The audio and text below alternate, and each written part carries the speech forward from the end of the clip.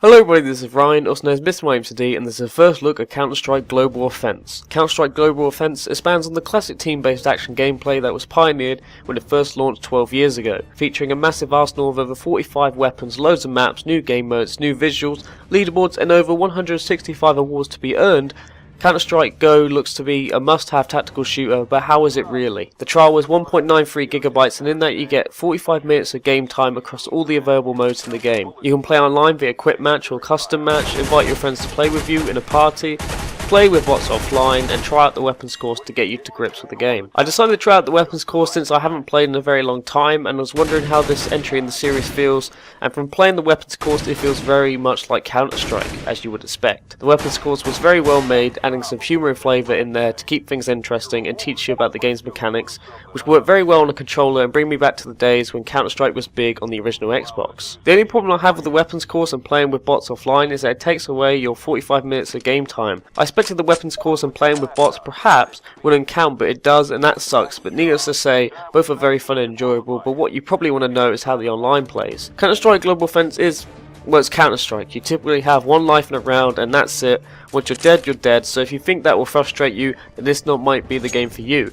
This is a tactical first-person shooter that is best played with your buddies and working as a team, holding down positions and such, although you must be careful to not shoot your teammates because friendly fire is on. But even though I wasn't too great at the game at the time I played, I still had much fun. The action is very fast paced, the maps are easy to learn, and there's a lot of guns for you to choose from and purchase. You can earn cash in the game, and that cash can be spent each round at the beginning on your new loadout with the choice of a primary and secondary weapon, a set of free grenades, and your trusted knife. And yes, the knife makes you run faster. So when it comes to how it plays and feels, it's great. Graphic wise, it's pretty good too. Counter-Strike Global Offense, or Counter-Strike Go if you want to call it that, runs on Valve's Source engine, and it's really starting to show. For a budget title that has 1,200 Microsoft points, it looks pretty good. Some of the effects such as fire and blocky textures on the buildings can be a bit disheartening, but the weapons look great and the general design of things is too. The guns have real impact that is very similar to a lot of Valve games. If you play Left 4 Dead or Half-Life, you'll know what I mean.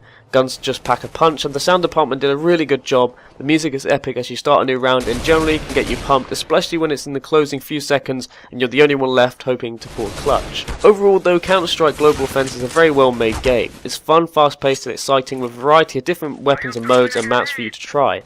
The game looks and sounds pretty good even though it's running on quite an old engine now.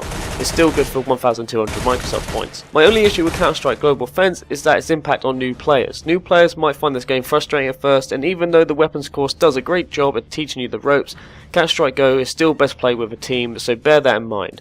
If you want to try out the trial, a link is in the description. Thanks for watching guys, this has been Ryan, also known as MrMightyMcD. Just to let you know, if you want to support me and want to see more great content, then be sure to subscribe for more.